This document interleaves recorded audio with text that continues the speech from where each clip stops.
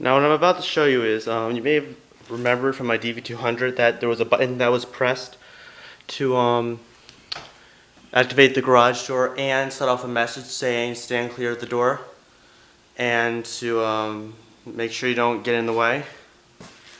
Well, I took that wiring and wired the other door too into this panel.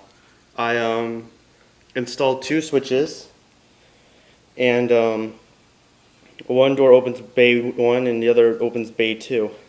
I installed them in the voice evacuation module, and let's test them. Bay 1, which is this one, let's test it.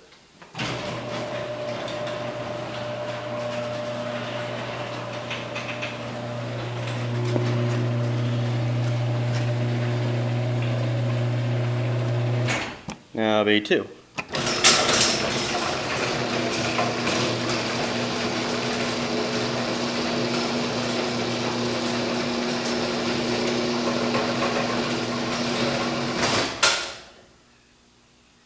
Now let's test both of them.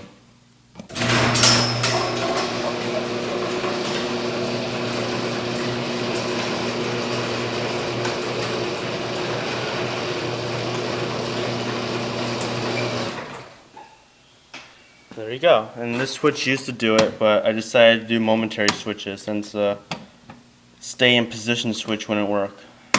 I gotta remove that. Or I'll keep it in because then there'll be a hole there. But yeah, that was pretty fun to install. Thanks for watching.